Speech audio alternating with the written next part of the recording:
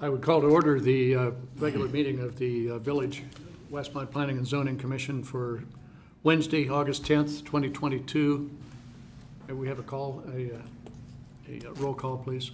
Commissioner Lavoy, Commissioner Thomas, Commissioner Scales, Here. Commissioner Barry, Commissioner Peterson, Here. Commissioner Van Buren is here, and Chairman Carmichael. Here. We have a quorum. We have a quorum. Would everyone stand and join me in the Pledge of Allegiance? I pledge allegiance to the flag of the United States of America and to the republic for which it stands, one nation, under God, indivisible, with liberty and justice for all. Mr. Chair, I believe you need to swear me in.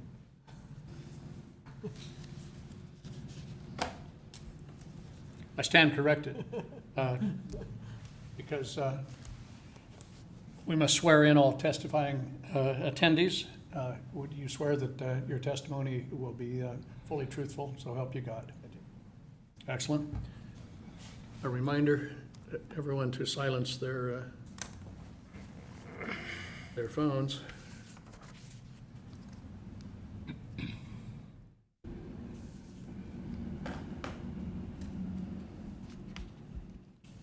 The next item is the approval of the minutes for the June 8th, 2022 regular meeting. Do I have a motion? Motion. Motion Peterson, Second, Scales. second Scales. Discussion of the minutes? Seeing none. Roll call, please. Van Buren votes yes. Peterson, Commissioner Peterson, Yes. Commissioner Scales, Yes. and Chairman Carmichael. Yes. Okay, minutes approved. Open forum, seeing no one from the public here, we'll pass that. And same for review of public hearing procedures. Since tonight is not officially a public hearing, we'll move directly into new business. Under PZC 0612022, a request from the Village of Westmont regarding the following. A text amendment to Appendix A, Section 8.13, Special Uses in the Office Research District of the Zoning Ordinance regarding accessory uses. And Mr. Hinterfein, you'll represent the village on this? Yes. Thank you, Mr. Chair. So what we have before you tonight is a text amendment. As the commission knows, staff regularly updates our village ordinances for the zoning ordinance when we see a deficiency or we need a correction or we need an addition. I consider the text amendment tonight minor, but it's always up for discussion and debate. So we are looking at amending uses in the OR, which is the Office Research District. If you're not familiar with where the office research districts are in the village, they are primarily up on Pasquinelli, and we've got a few properties on Cass up north of Ogden as well. But that's where the preponderance of the office research district is. So if you know any history about, especially Pasquinelli and Oakmont Point and those areas, so it is an office / research district. Back in the 70s and 80s when we set up these districts, research and development, I think, was a much bigger industry than it is now. So in our office district, we have several buildings that were constructed with what I consider non-office space, whether it was a research and development or a small production facility, storage facility. There's loading docks. They anticipated some amount of truck traffic that was serving this research facility. But we have a lot of buildings up there that, now that the market has changed, are a little bit difficult to lease. And in particular, we had a recent user that moved in that had a very small production element, and by small I mean like the 3D printers type thing that people are using nowadays that are producing very small scale items. That was difficult to figure out how to allow to be in the office research district. And then I have a space that, was almost all warehouse, because that's what it was used for. And when we get approached by users, a lot of times we say no, because they don't fit neatly into the office category. So many months ago, I brought this topic up to the Community Development Committee and said, do you want staff to look into trying to find some flexibility for these users in this district? And the direction staff got was, yes, look into it. So obviously, when I'm allowed to look into something, I try to figure out my best way to approach it, because obviously there's office uses and research uses. There's other types of uses in the village. There's commercial uses, there's service uses, assembly uses, and there's manufacturing, and manufacturing could be industrial or heavy industrial, even light manufacturing. But those are the general categories outside of governmental type uses, which would be the park district or the village or school districts. Now, these spaces, I don't think, were designed for commercial, and commercial has a very different requirement for parking, and turning Pasquinelli into a commercial district would kind of be detrimental to the office that is up there.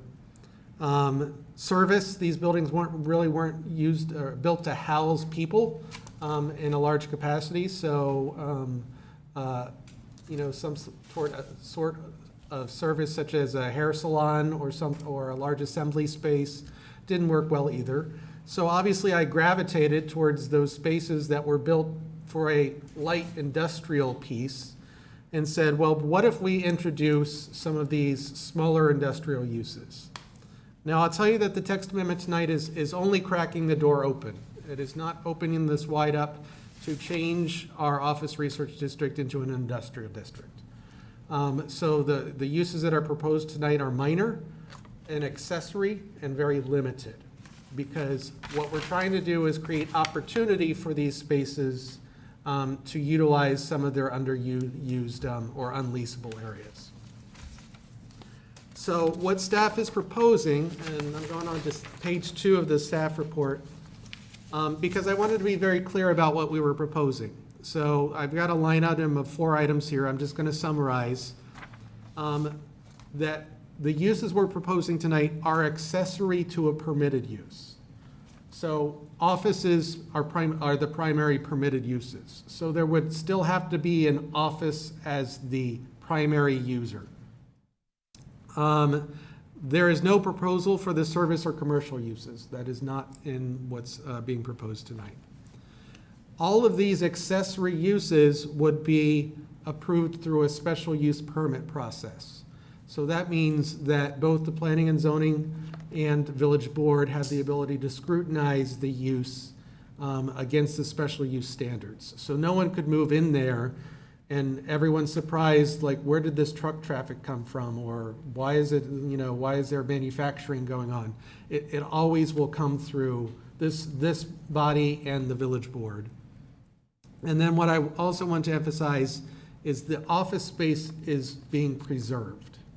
This is to utilize existing space that is not office space, not to convert office space to manufacturing space. So I wanted to make clear of those things, because there is a valid discussion that we want to maintain the integrity of our office district. So the language that's being proposed, I'll jump right into it. Page 3 of the staff report. So it is a special use. So under 8.13, we'd be introducing a new section G, a new line item G. And it reads, as accessory unit uses limited to fabricating, processing, assembling, storing, or distributing of material, goods, or products subject to these requirements. So just keep in mind, all of those listed uses would be secondary or accessory to an office that is working there. And this would be within the same building or business. So it's not like there could be one business that's an office and a second business that is a distributor. It is a business that has offices that happens to have some distribution. So these accessory operations cannot exceed more than 25% of the total floor area for the permitted business. That's pretty limiting. Only 25% of the leased space, whether that's a whole building or whether that's a tenant space, could be utilized for this secondary use. I'll try to be consistent and I'll just say for processing. So if there was processing as part of the business, only 25% of the floor area could be used. Now, since this language is being introduced and if adopted, and a business said, well, wait a minute, I'm looking at a space and it's already 50% warehousey type space for processing. Well, because the code is here, that would allow them to ask for a variance to the 25% to move to 50. And that would be before us with the special use, subject to decision. And so if someone said, well, wait a minute, there's a space that I'm looking at and it's always been 50% warehouse and 50% office, and I'd like to utilize that 50%, they would be here before us, not only for a special use, but also a variance to increase the space. Number 2 is that the existing building construction must support the accessory use as designed without substantial alterations. And that is where I'm saying you can't convert an office into a processing area. We're only utilizing space that's always been used for it. I do put a caveat there that says there are specific building and fire code requirements. So for example, if I was manufacturing something, even to the smallest degree, the fire department might say, hey, wait a minute, you need to upgrade your sprinkler system. So there might be limited building permits, but it is not the conversion of space from office to processing. We want to make sure that we maintain the integrity of the office district outside as well. So there's a couple items on here for outside. Outdoor storage is prohibited. We don't want any confusion or question about a business that says, well, I received product and I need an outdoor area to receive the product. No outdoor storage in the OR district. And also materials and or equipment or other vehicles unrelated to the primary business operating are prohibited. We want to make sure that all these operations are internal. Number 4, that refuse must be properly contained in appropriate dumpsters, which are enclosed by trash enclosure and buffered with landscape screening. Obviously, our office district is pretty pleasant to be in. We want to make sure that if someone does have some amount of processing and there's a small dumpster for the building because it was geared towards offices, that we suddenly don't have a problem with overflowing dumpsters with materials that are not office related. So basically, if you're going to have a large amount of trash, you need to contain it properly. Number 5, that the accessory use shall not reduce the required off-street parking below minimum standards. Basically, we want to make sure that we still maintain the required parking for all the other uses. Automotive and or vehicle assembly, repair, maintenance, and service are prohibited. So it's very easy to take the laundry list I had up here that says fabricating, processing, assembling, and say, well, does that apply to cars? Because I can claim that fabricating would allow me to build cars. So we're being very specific that automotive uses should not be introduced because those are pretty impactful. Number 7, the accessory use does not involve the assembly of large equipment and machinery and has limited external impacts in terms of noise, vibration, odor, hours of operation, truck and commercial vehicle traffic. So basically a lot of the performance standards, and number 8 is basically a more legal reiteration of that. We have performance standards in the village. They're actually defined in the manufacturing district, such as noise decibels and smoke and many other constraints that we put on manufacturing facilities. Basically, we want to make sure that all of our performance standards are still maintained. And then number 9, and if any of you were here for the text amendment for catering about 6 months ago, we basically repeated the language.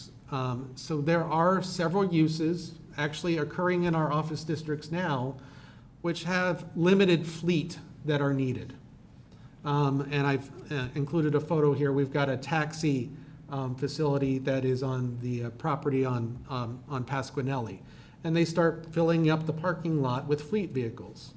Now those taxis, when they came in for their business licenses, said we're an office because they operate offices inside the building. They failed to let the village know that they would also have vehicles parked outside. So this also would accommodate that type of user. And just as with the catering facilities, we'd say, how many cars do you have? What size are they? They need to fit in regular parking spaces. They need to be out of the site when appropriate, and they need to be in a specific area as defined by your special use, which is exactly what we ask the catering facilities to do.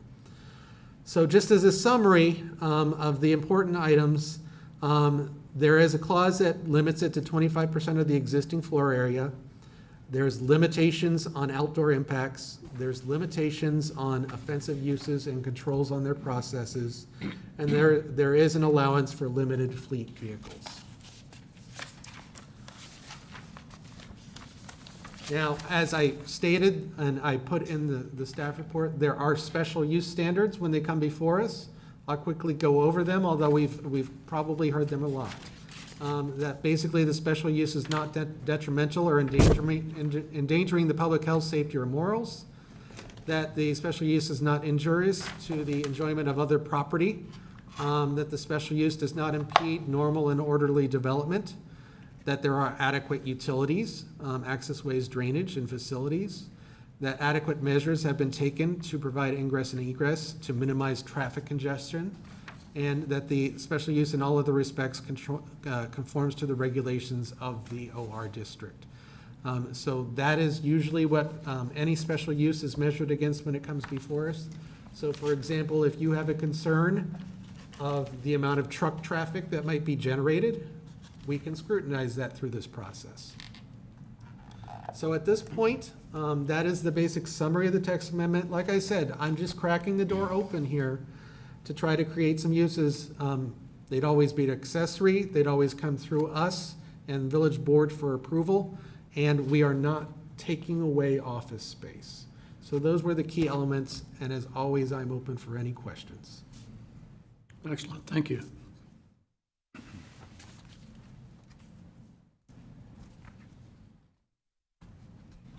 Well, obviously, there's no one from the public to comment on this.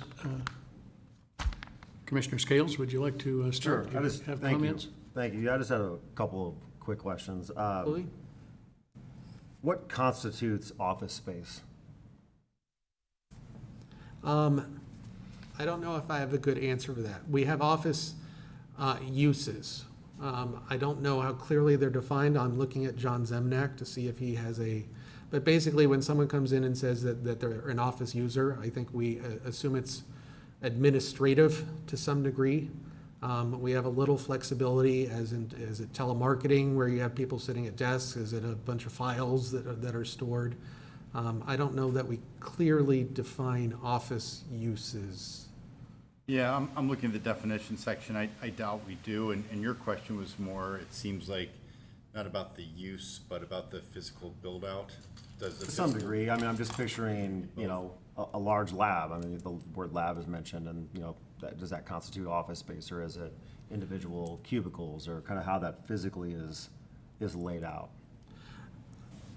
To try to better answer that, I think that we would look at the historical use, and was it typically desks and rooms, or was it a large open area which had production equipment or storage? Sure. And that's a very valid point, that it will be a challenge to staff to make sure that we're scrutinizing it to the proper degree when it comes in before us. Which, by the way, I think it's great what you're doing, because there is, changing demand out there in terms of what they're using space for. So if you can be open and flexible to allow certain users that want to be in there. So I like what you're doing. I was just curious about that. And then, is it the OR and OR1-1 districts? No, it is just the OR. Just the And for the listening public and for my new commissioner, the OR1 is fairly limited in where it exists. The OR1 is for the most part on Cass Avenue, north of Ogden on the west side. And the OR1 was really, it was adopted to what I would say an area that was traditionally residential, but it was on a main thoroughfare, and it was better suited for office-type uses. So most of those on North Cass are old houses that have been converted to offices, and I think the general intent is that over time, they get replaced with small office buildings, which a few of those have. But, and I think that the village facilities on Cass are OR1 as well. But I'm not proposing this change in the OR1 because there are no known buildings in the OR1 that have this strange constraint that they were built and have a pseudo manufacturing component in the building, so. Got it. And I was also thinking too, just about, and I think it was on the last page, which the draft amendment language, that's towards the end of the packet. Okay, It just was calling out certain things that are already included, like the special uses, and I didn't know if there was an additional list. And I was also curious, like, can you give some examples of like what type of users have been coming in and wanting to take those spaces and caused, creating the cause for this? well, we had one, and actually, we were able to figure out how to make it happen, but it was a user that was, I would say, 98% office, and they construct little packets to send off to third world countries, and they're kind of like hygienic packets. And so they had a small production facility where they produced certain items themselves. And it was very difficult to find a way to allow them because truly they did have a 2% piece of their business, which was manufacturing. And we were able to figure out how to make the code work to allow them. And then immediately, the building and fire codes kicked in, and they had to retrofit the entire building with a new sprinkler system because they weren't aware that the small 2% of their small 3D printers that they were using put everything into a manufacturing realm. I typically get requests for not necessarily research labs, but I would say design build type things where it's smaller businesses that want to produce a small, whether it's cabinet making or something small, and you have to turn them away. And in particular, there's one building on Oakmont Point that was built as a multi-tenant research kind of facility, and the basement floor was always a warehouse area. And because no research labs needed the basement, over time, the basement became almost 80 or 90% warehouse and 10 or 20% office. And that's an example that if a user came in there that fit within this parameter, that they probably have to ask for a variance to the amount of space they could use down there for production or processing or something. Right. So. And just a couple more questions. So I know most of these buildings, like on Pasquinelli and some up on Cass, are traditional office spaces, but there are a few, like my daughter goes for physical therapy in one of these, so I'm assuming that's part of what you're trying to open the door for, is things like that. There's very little office there. Most of the floor is for physical therapy use. Well, and I think the physical therapy, we would still classify as a medical office of some sort or medical clinic, which is a typical allowed use there. But so the 25% doesn't really apply. Not in that case. So if it is a permitted use, then there are no limitations. It's only when you are classified in this kind of production and processing, and then we would start limiting what you could do. But obviously, if it was a permitted use that happened to take over a space that had, an auditorium in it, they can utilize that as long as they're a permissible use, so.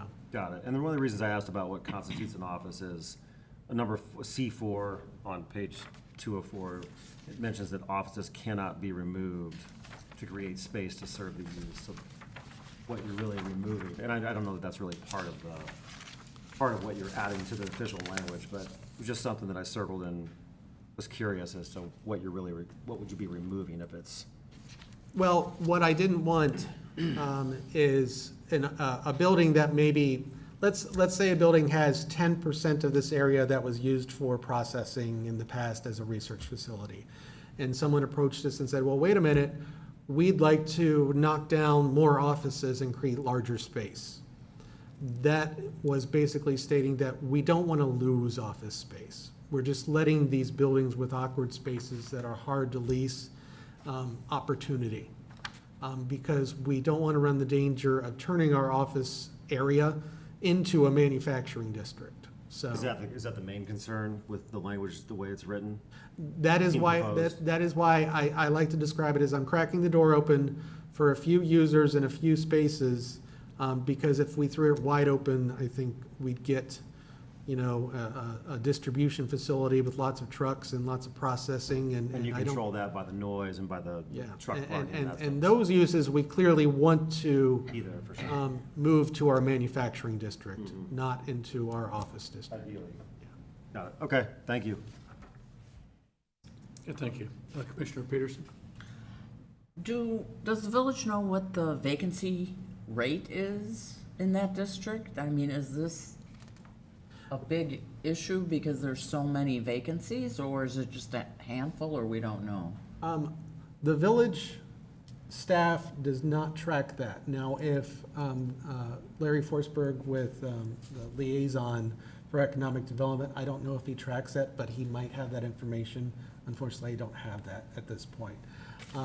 There are traditionally a few spaces up there that remain vacant continuously, and those are the ones we get the calls on that we typically have to say, nope, can't be there. I'm not gonna say it's a preponderance. I don't know how much what COVID did to, vacancies up there, but I know that offices in general in the industry are underutilized right now, so. Okay, so that we actually think by doing this, we can help out and get a lot more spaces rented and a lot more. I think we would like to help those awkward spaces that are not 100% offices, that are ready for office users to move in, that have these areas that potentially could house users that have some office component and some processing or fabricating or manufacturing at a small scale, and with little impact outside of their four walls, give them the opportunity to move in there. That's all I have, I think. Thank you. Commissioner Van Buren, do you have comments? Jill asked a question that I was curious about too. Chicago, they have come out with statistics on occupancy, and it's gone down considerably since the pandemic. And the speculation is that it'll never go back to where it was, and that people can be in many instances, as effective at home, working from home without all renting in a space or put them in an office or having them take the train. And so I think we are starting into a trend here that we'll see more of this, and without knowing what the occupancy rate is, you don't know how much of an impact this situation has had on our office space, but we'll be feeling it if you're going to have them clamoring for other uses. The big uses today are warehousing, residential, if there's space out there, because it's not going to retail. Very few of them are going to retail. It's mostly service, places and that type of thing. So I don't know. I think this is a realistic step we're taking here. It isn't so much reflective of the trend that I'm saying. It's more to accommodate those spaces that are kind of half and half. But I think we're going to see a lot more of that. And I'm all for Joe's amendment, text amendment. Okay, good discussion. Any comments from the village attorney? A few, if you don't mind. Please. Because Joe and I kicked this around a little bit internally when Joe drafted this. Joe, you talked about the intent of section C2, where basically it's supposed to maintain existing building construction, and this use is supposed to essentially utilize existing open space, warehousing type space. And reading that, I can, that's what it says, essentially. But should we go even like 10 years down the road when you're not here and someone's interpreting this? Where am I going? Just hypothetically, Do we want to be even more clear and blunt about what the intent is? You keep saying the intent is to preserve office space, but that intent isn't written into here. And should we say the intent of this section is to preserve existing office construction or build-outs and to allow utilization of non-office storage and open space, or something along those lines, so it's crystal clear? That makes absolute sense. So I don't know what you guys feel about that, but I'd rather be more direct rather than less direct if it doesn't screw up what you've written. And I don't know that that would. I don't believe so. I think it's something that can be added to the first line item. And probably, I can craft it with you, provided that if it gets a motion that we can amend it before it goes to the board. Or if the choice is to bring this back so you can see it again, but I'd support that, and I think we could easily craft that. Okay. And I do agree with you, this is kind of a baby step, because you could have an office that has a basement, an office building that has a basement that has no office build-out whatsoever, and it was used for storage or used for who knows what, but it's vacant. And someone wants to come in and say, well, we only want to utilize 2 or 3 offices, but we want to utilize that basement floor space. And we've got a lot of storage, or we're assembling packets, or we do returns, so there's some assembly. And we'd say, nope, you're 80% assembly or warehousing and only a small percent office. We're not going to allow that. So I don't know, for someone who has a small office component and a larger warehousing component, that this works for them, which is fine. Like, there's the manufacturing district for that. But we could face a number of variances coming in saying they want to exceed the 25% limit, and you guys would have to evaluate that. So I have a question for that, and I'm questioning my own writing, which is fine. So if someone comes in and says, I'd like a variance to 35%, I think you could still argue that that's an accessory use. So obviously, this is written that it's an accessory to a permitted use. So at what threshold do we say this is no longer accessory to your use? Is it the 51%? Is it someone that says, well, yeah, I only need 2 offices, but I need a lot of storage space, and then I have 2 people processing stuff. So I need 80% for processing and warehousing, but really I'm still an office here. So where do we guide, or how do we recraft this to address that? Or do we not do anything? Right now, the code's silent on what's the difference between a principal use and accessory use, what that line is. I know internally we've talked about it in years past, maybe not at this commission, but on a staff level, it's 25% seem to be an accessory use to a principal use, but it's not written anywhere. So I think that's why you probably came up with that number. It's not 25% of the entire building space, it's 25% of the principal use space.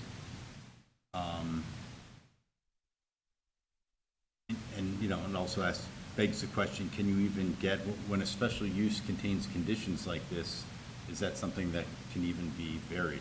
Can a variance be granted to a condition in a special use? Well, if I could add to that, I know this is maybe an odd example or an extreme example, but so you don't move any offices around, and they use the built-out office spaces for processing. So it's not a big open area. They didn't modify the office space at all. It wouldn't be conducive, obviously, and efficient for them, but just using an extreme case, the way I'm listening and interpreting is that would be somewhat permissible. Again, they'd have to disclose what their operation is, and if they disclose that, we'd say, well, no, it appears your principal use is processing, let's say, not office, and we'd say it doesn't fit. And if they didn't disclose that, if they said we're 100% office, then all of a sudden they start processing in 90% of their space, we'd have the right to take code enforcement action. Okay. extreme example, I was just curious, however. Yeah. So aside from that, in the, where you say the accessory uses, you use the word storing. Should we say warehousing instead of storing? Or is the word storing clear to me? It says accessory uses limited to fabricating. I absolutely believe, yes, we can. I actually stole this language from the M district and took out the offensive uses. So I believe the M district calls it storing as well, so I was just duplicating. Sure. But I have no objection to changing it to warehousing. I just throw it out there. Warehousing, something that I see in other codes more typically than storing. So it's just a word choice. It doesn't really matter. And my last comment is, you know, we had the catering business that we created text amendment language to address the parking of their fleet outside. Yes. And this text amendment also addresses the parking of fleet outside in off-street parking spaces that are supposed to be designated for customers and employees. And I wonder if, you know, this language is great, if besides having it here, if it's something we should look at addressing either district-wide in the OR district or village-wide in all commercial manufacturing type districts where we regulate the parking of fleet vehicles. So you could have a restaurant and maybe they have their own delivery cars, or who knows what use it is, but they could be taking up valuable spaces, and our code doesn't, I don't know if our code adequately addresses that. That's not something for today, but something to just thought maybe we'd give that some thought. Well, and so I'll just let the commission know, our code is oddly silent on a lot of this. That's how that taxi facility was allowed to stay there, is we're pretty silent on the fleet aspect of it. I don't disagree, John.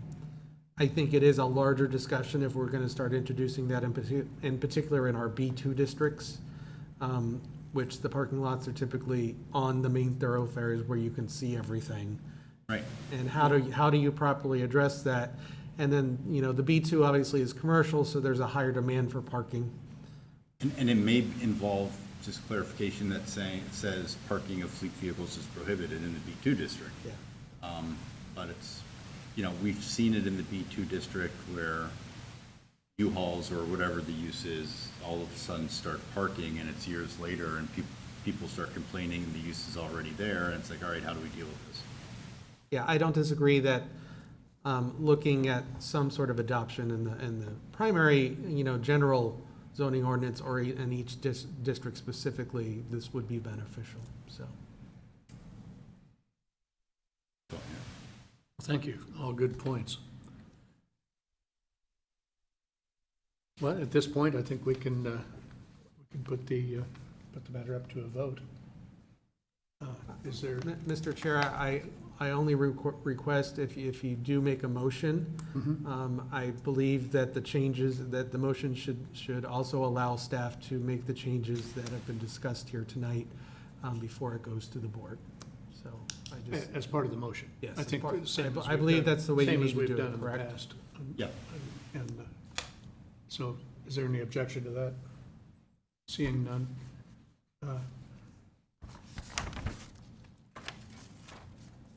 Under PZC 0612022, do I have a motion to approve a text amendment to Appendix 8, 8.13, special uses in the Office Research District of the zoning ordinance regarding accessory uses?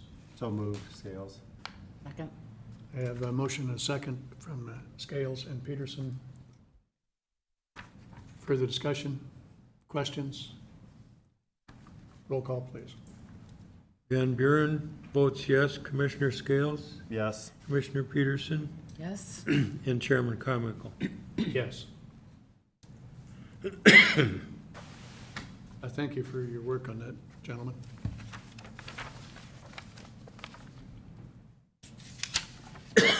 Under miscellaneous items, we have commissioner training.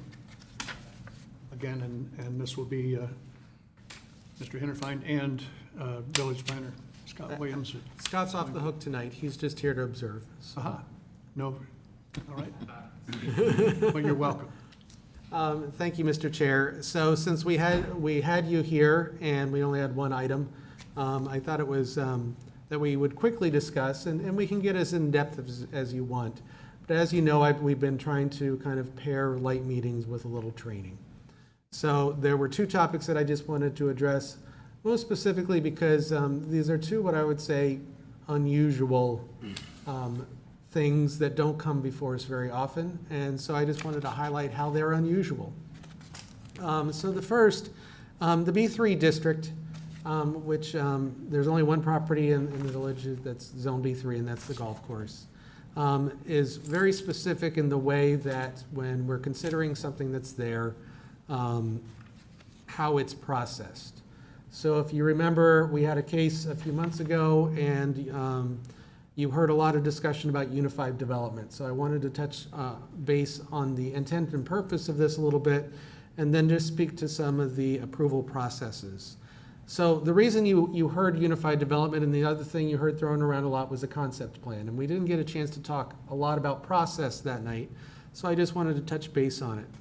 So the first is there are primary uses and there are secondary uses in that district. And they are clearly defined, that it says that basically the primary uses are the combining of hotel, motel, office, research, and recreational uses in that unified development. And then it says, and then to provide secondary uses, which are like retail, residential, and services to serve the development. So that's the reason why you heard that term being thrown around a lot, is that are primary uses that are the intent of that district, and secondary uses to serve that development. I can go into that a little more in depth, but I hope that everyone understands. It's just a primary versus secondary use. So it's kind of a relationship between the two, and there's always that primary use before you have a secondary use. The other is what's called the preliminary concept plan and final concept plan. So typically what you see come before us when there's any exterior work is what we call a site and landscape approval. So usually you see a plan, you see elevations, we tell you where the parking spaces are, what the landscape's going to look like, and that's called a site and landscape approval.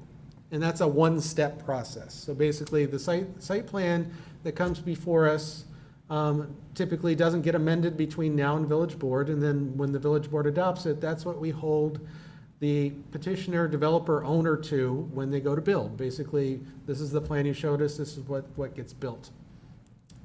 The B3 is structured, and the best way I can describe it for everyone to understand, it's more like our platting process.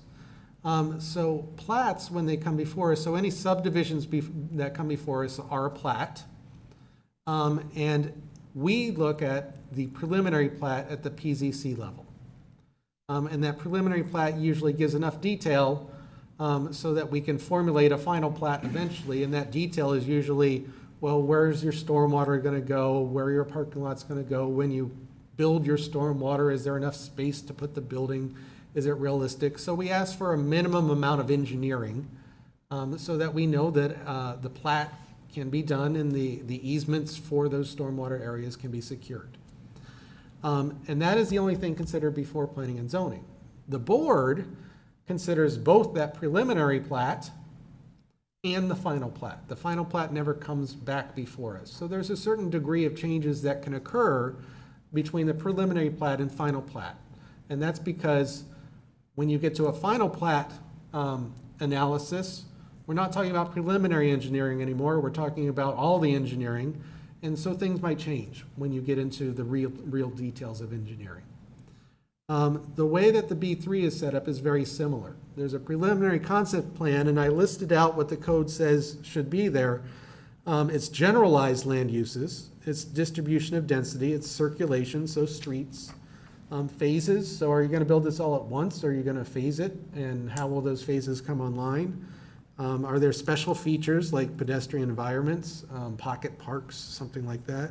Development features such as open spaces, accessory buildings, driveways and parking areas, and then access. How do you access the public roads? So it doesn't get into real specifics. Now that preliminary concept plan is what is brought before planning and zoning.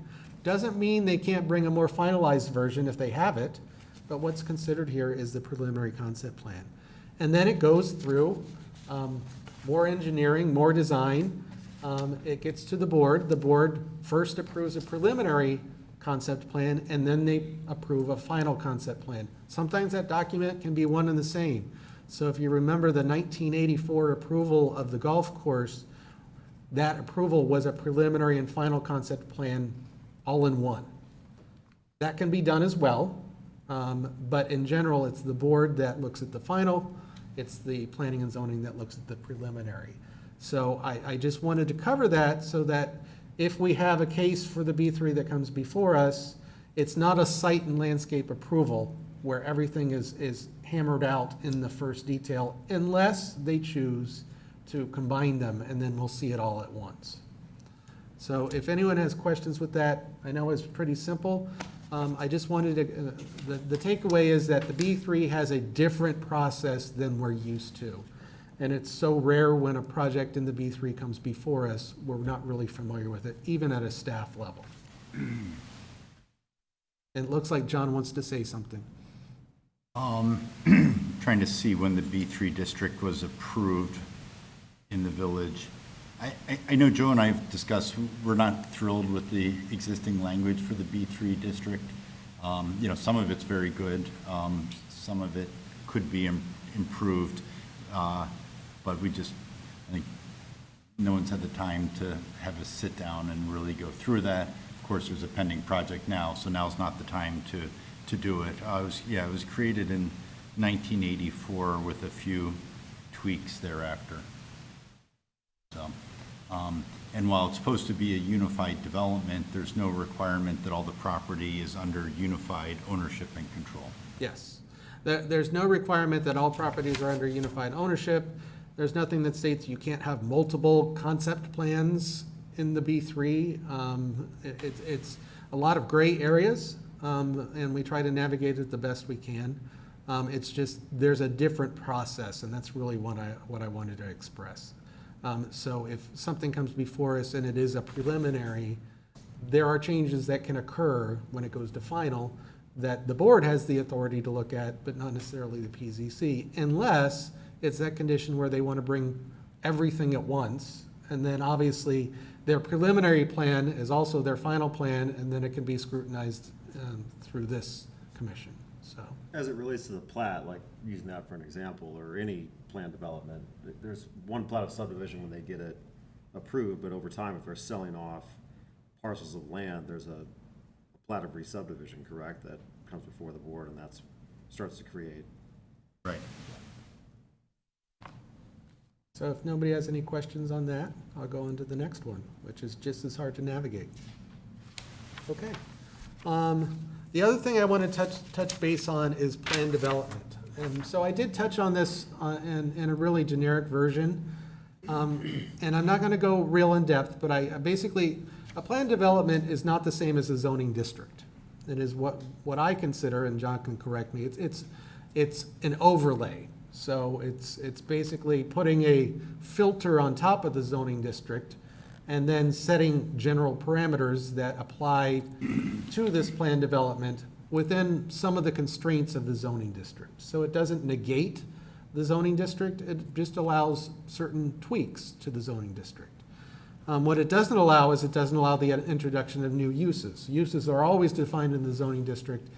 New uses couldn't be defined in a plan development. So you might say, well, what's the advantage of a plan development, Joe? Well, really, plan developments are geared towards, the simplest is when there are multiple buildings on one property. So I think Market Center is a plan development. We've got a lot of residential plan developments because there are multiple buildings on one property. But that's at its simplest. Really what a plan development does, and this is taken from the text of the Plan Development Code, is to encourage more creative design.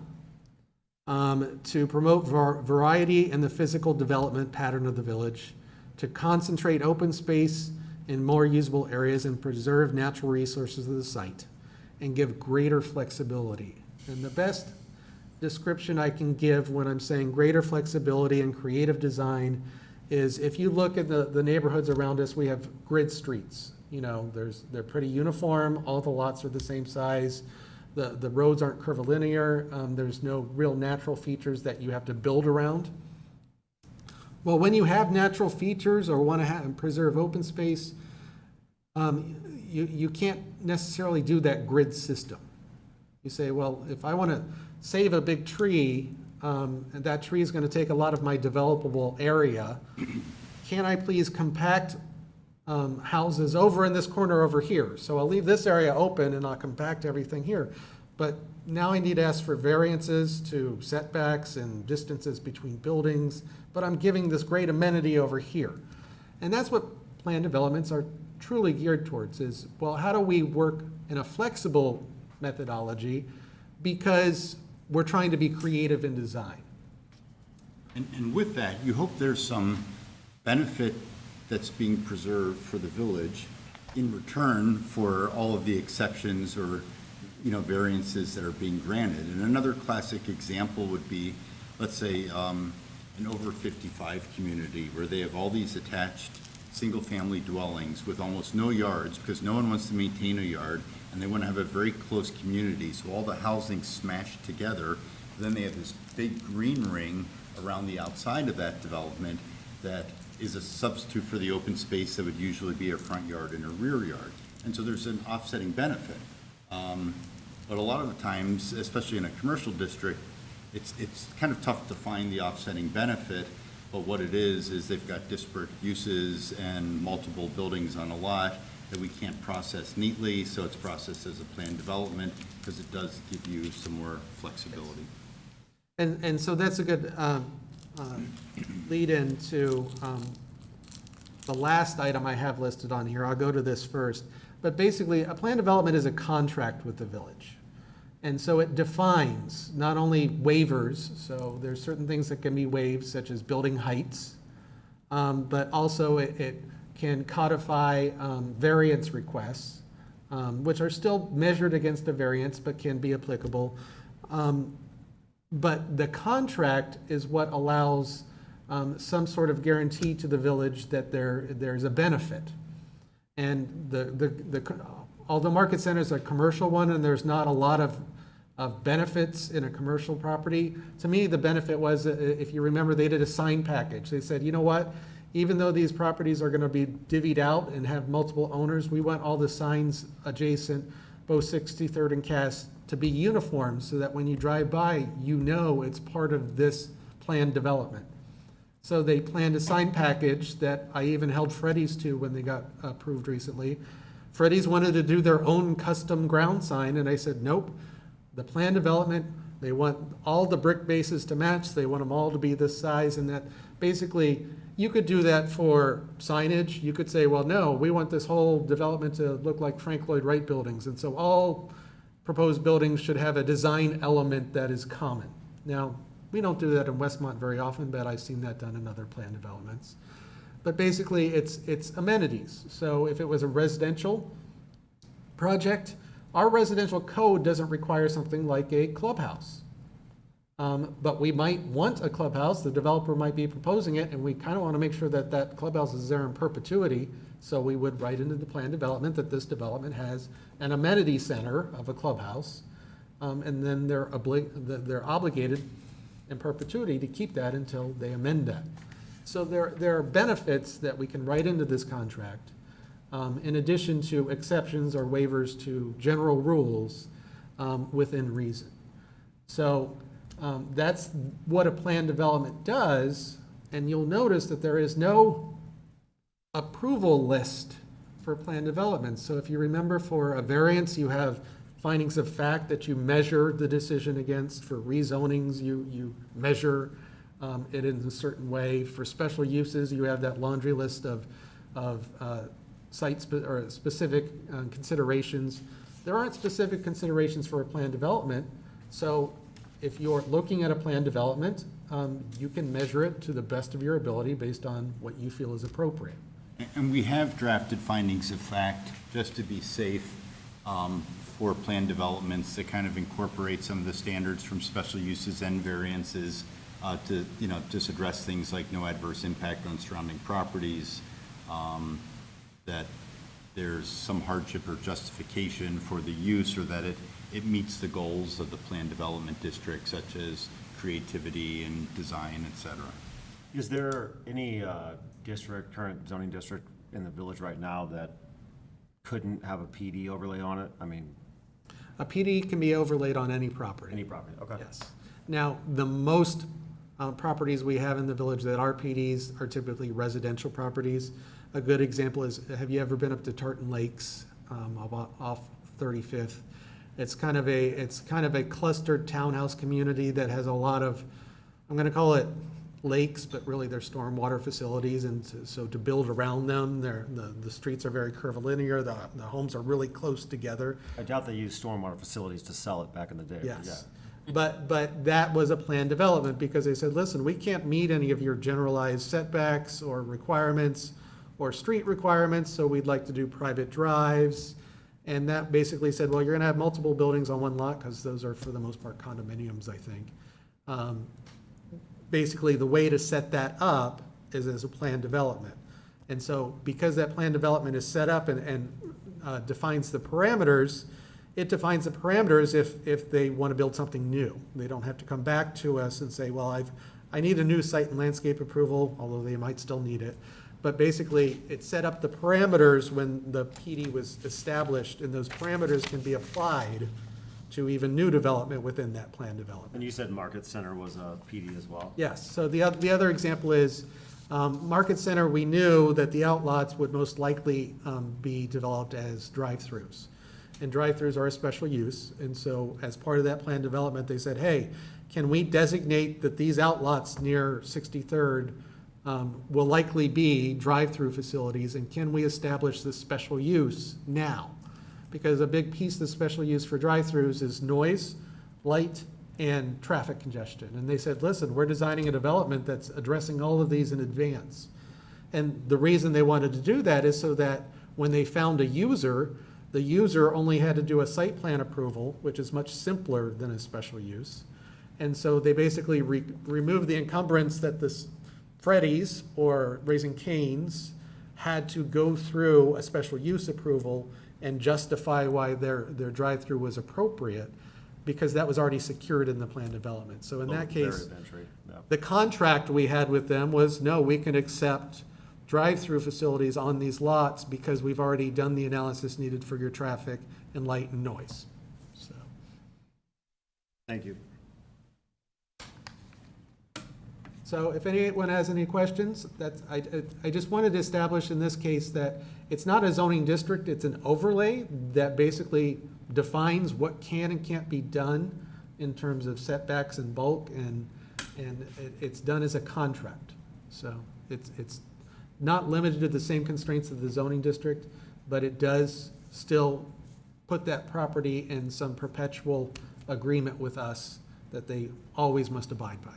So, did I misstate any of the because it's a very legal thing, so. No.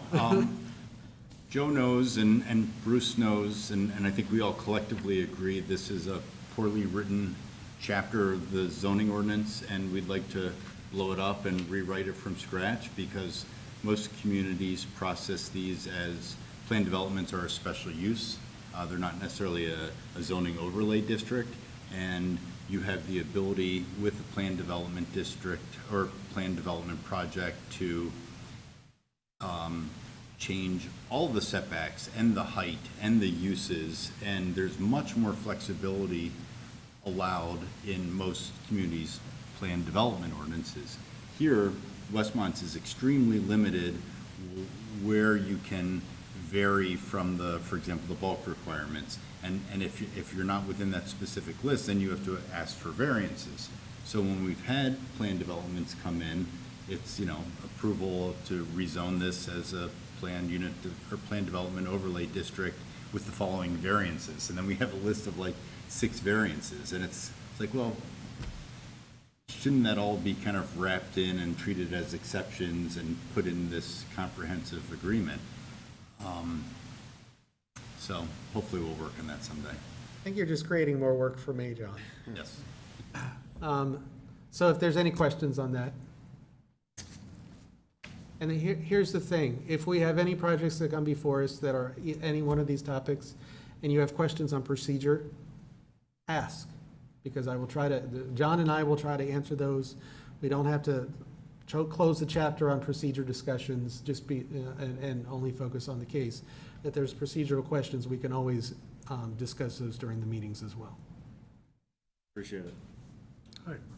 Okay, I got one more item under, Yes, would you cover oh, that? I'm sorry, we're moved to general updates, but I'll let you move us there. How's that? Sure. The final item under miscellaneous is item B, the Illinois American Planning Association annual meeting is at the old post office this year. And on the 29th, they have special training for plan commissioners. I've gone to this, Greg Pill and I went in 3 different years to these training sessions, and I really found them to be interesting and very valuable. So, Joe, would you like to cover? So there is a page of the itinerary. So the American Planning Association is what governs all planners and governs my certification. And there's always a state conference. In this case, typically at the state conference, there's usually a day of classes set aside if you want to send your plan commissioners for a day of training. And it can be pretty fun. Usually they have a mock hearing. You know, usually part of the day is learning. And sometimes it's just how to make motions and some of the simplistic things that kind of trip everyone up. And sometimes it's more fun things where they give examples of how do you do something, how do you assess a variance, how do you assess special use. It's interesting because you get to network with some other commissioners and how other communities do it. So we always offer to our commissioners here, if you want to go to that session, contact me as soon as possible if you want to go. And then we will get you registered and cover the fees for that. If any of my commissioners have been to this multiple times, there is a 3-day conference. There might be topics that interest you, and I encourage you if there's something, and obviously I don't have an unlimited budget, but if you see some topics that might be relevant and you'd rather go to that, then we can always talk about that as well. But I think that in general, the plan commissioner training is pretty stellar, even if you've been to it before. Ansel Glink usually has a lot of input, and they tend to try to make their trainings very fun. So if anyone wants to attend that, by all means, contact me as soon as possible, and then I can get you on the list. And it is down at the post office this year, so you'll get to see probably the inside of the post office building, which I don't think many of us have seen, so. True. I'd like to point out one of the presenters, one of the trainers is Greg Jones, who some years ago was, I believe, the village planner in Westmont. Matter of fact, when he left and he became an attorney and joined my firm for a while, he and I presented down there, did not the training for the planning and zoning commissioners, but more for the planners. We put on a session, and yeah, he's really good at that. Yeah, I guess that's the warning to all of you. There'd be hundreds of planners circulating around the building, so that might be a warning. And the only other warning, I think we discussed this, is if, there's 3 of you there, if 3 of you would happen to go, and you are together, just make sure you're not talking official business ever, because the Open Meetings Act says you can't do that would constitute a meeting. Yes, so if anyone's interested in that, just shoot me an email or give me a call. Registration's already open, so the quicker we can sign you up, the more we can ensure that you get into the agenda, so. Okay, thank you. Before I call for closures, any, or adjournment, anyone have anything else? The last thing we skipped over it is the next meeting is scheduled for September 14th. Absolutely. September 14th, the second Wednesday in September is our next scheduled meeting. At this point, Chair would accept a motion to adjourn. So move, Scales. Do we have a second? A second. Okay, we have a motion and second to adjourn, Aye. and we have an aye. And here's another. All right. This meeting is adjourned.